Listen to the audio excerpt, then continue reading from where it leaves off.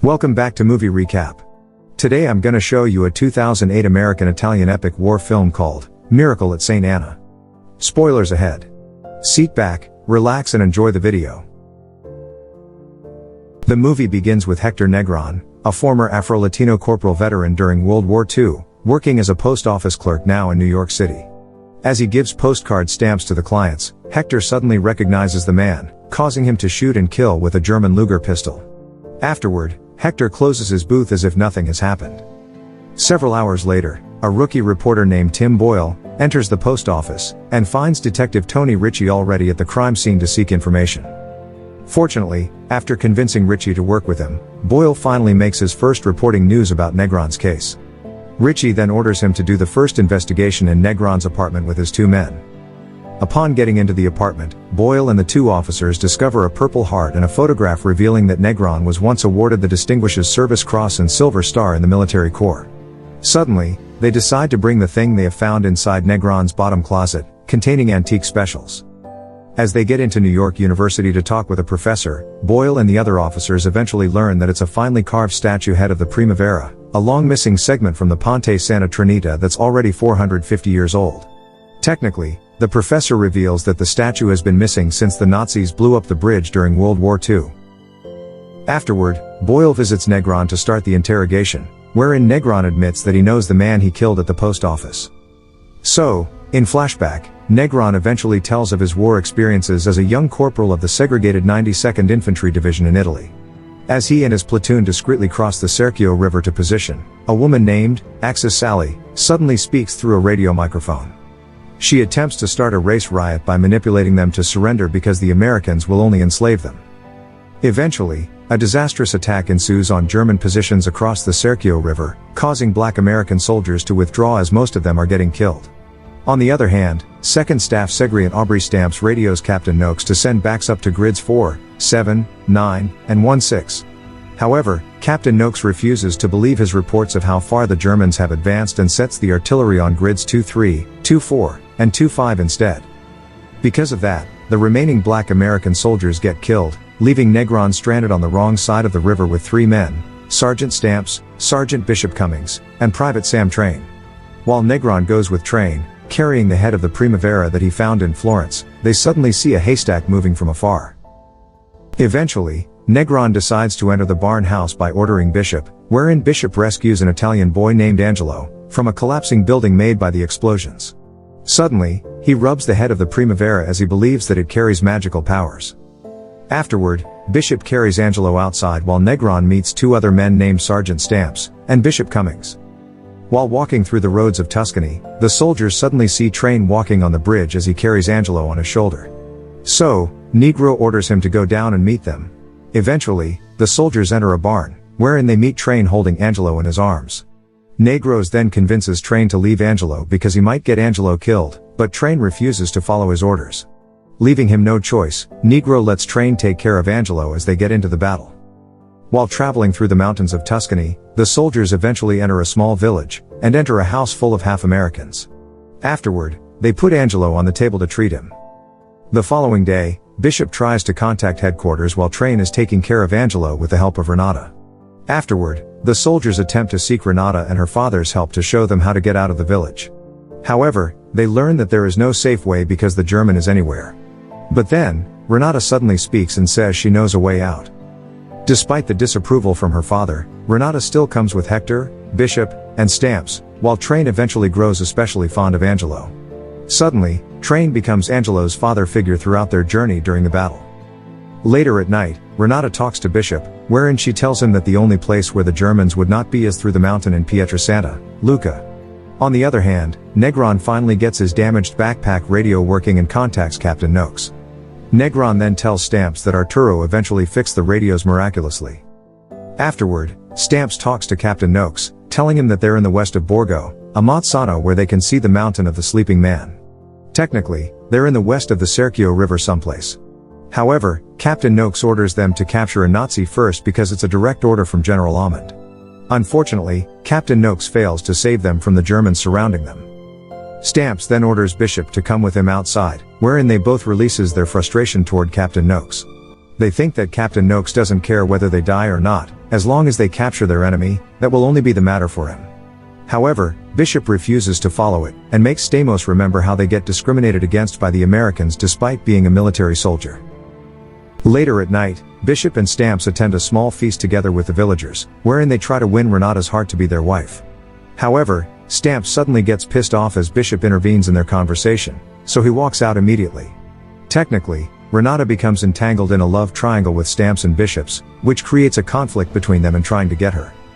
The following day, Stamps sees a local Italian partisan group arriving with a young German deserter, Hans Brunt, as their prisoner. Because of that, Stamps immediately runs away to call the other soldiers.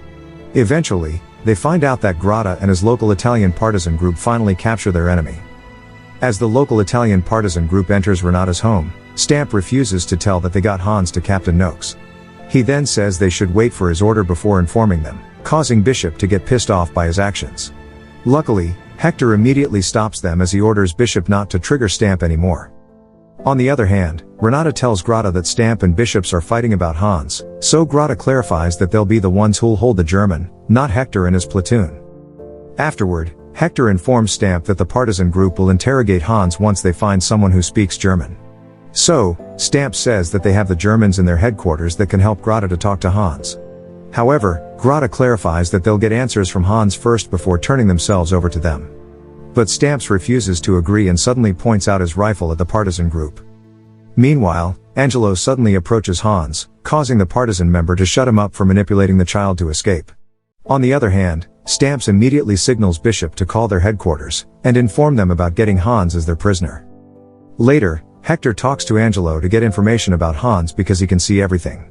As Hector asks, he finds out that Angelo comes from the village of Sant'Anna di Stasima, and that Hans wants him to run before the fire at the church. Eventually, Hector finds out that Hans is Angelo's friend and fears the other one in the room, Rodolfo, one of the partisan members. Afterward, Hector informs Stamps about what Angelo told him. So, Stamps orders Renata to tell Rodolfo to get into the mountains, and check what he sees because they will take the Germans down the hills. Afterward, Hector tells Stamps and Renata that he doesn't feel good about Rodolfo, yet they disagree with him. Meanwhile, Rodolfo finally sees countless Germans arriving. However, he suddenly lies and tells Renata and Hector that it's safe to get Hans in the mountains. Afterward, Stamps gives Hans to Rodolfo as Hector will watch both of them. Eventually, Grotta reveals that the Germans start hunting them because of their reckless actions of killing Germans in the mountains. But luckily, Pasei saves them by giving them food as they hide. Pasei is one of the villagers from Sant'Anna di Stasima who told Grotta what happened to their village. Earlier, Germans begin gathering the residents of the nearby village of Sant'Anna di Stasima at St. Anna Church. Technically, the German captain is finding the hideout of the butterfly, Grotta, by asking them where he is. But none of the residents knows the answer, so the German forces mercilessly kill them all. However, they suddenly ran out of fuel, causing them to burn the dead residents afterward. Unfortunately, it follows a betrayal by a partisan member, Rodolfo, who works with the Germans to look for Grotta. On the other hand, Hans, a German soldier, helps Arturo and his brother Angelo escape when Arturo suddenly gets killed by running toward the German captain. So, Hans immediately pushes Angelo to run, wherein he eventually finds out that Rodolfo's a traitor. Afterward, Hans and Angelo get separated after escaping from the Germans. Technically, it is Rodolfo whom Negron will kill 39 years later. Meanwhile, Rodolfo suddenly kills Hans by slitting his throat after concealing those German forces approaching the village in a counterattack in less than a few hours. Afterward, Hector immediately comes to Hans to ask Rodolfo's name yet fails to find the truth. On the other hand, Grotta finally learns that Rodolfo's a traitor. However, he suddenly gets killed by Rodolfo out of control. Eventually, Hector arrives and finds out what Hector did to Grotta. So, Hector immediately informs Bishop and Stamps about it. Finally, Captain Noakes arrives in the village to interrogate Hans, and orders Train to get rid of Angelo. The Americans are now preparing to leave the town ahead of a German counterattack. However, Train aggressively disagrees, so Hector backs him up to convince Captain Noakes to let him be with Angelo. Fortunately, Captain Noakes agrees. However, Captain Noakes finds out that Hans is already dead before leaving the village. So, Stamps reveals that the partisan killed him. Yet, Captain Noakes blames it on them, and even puts the four of them to court-martial. Afterward, the attempt to move out when Captain Noakes and his contingent suddenly get killed in the opening German offensive. Because of that, the remaining Americans and partisans hold their ground, fighting against the Germans while Train's holding the wounded Angelo. As Bishop and Negron hold off the Germans, Stamps keeps himself in the position of getting the villagers to safety. However, Train suddenly dies in the attack as they are getting outnumbered. But before Train gives himself up, he orders Bishop to put the little cross on him to let him know who's Train's father. Afterward, Bishop carries the Primavera's head and Angelo to get him to safety, yet he also gets killed by the Germans after that. After seeing Bishop getting killed, Stamps continuously guide the villagers when suddenly the Germans shoot all of them. Because of that, Stamps attacks back, but fails to survive as the Germans kill him. While attempting to retreat, Negron eventually gets shot in the back, but luckily, he gets saved by his backpack radio. Then, on the other hand, Arturo suddenly appears, and leads Angelo to their home through his spirit. Unfortunately, Arturo is also one of the residents who gets killed during the massacre at St. Anna Church. Because of that, Angelo gets the Primavera's head and gives it to Negron. Afterward, Negron provides the boy with his rosary, and tells him to leave and save himself. Luckily, a German officer spares Negron's life from the German soldier who almost kills him. Afterward, he gives Negron the Luger pistol, telling Negron to defend himself from the battle. Hours later, the Americans finally arrive and secure the village as they evacuate Negron to safety. Afterward, they get the dog tag of Train, Bishop, and Stamps while the team captain announces that Negron is getting a Purple Heart. The movie ends with Negron in a Manhattan Superior Court as the defendant in a court proceeding. Unfortunately, Negron faces a life sentence for killing Rodolfo, and gets accused of stealing an old stolen statue head case.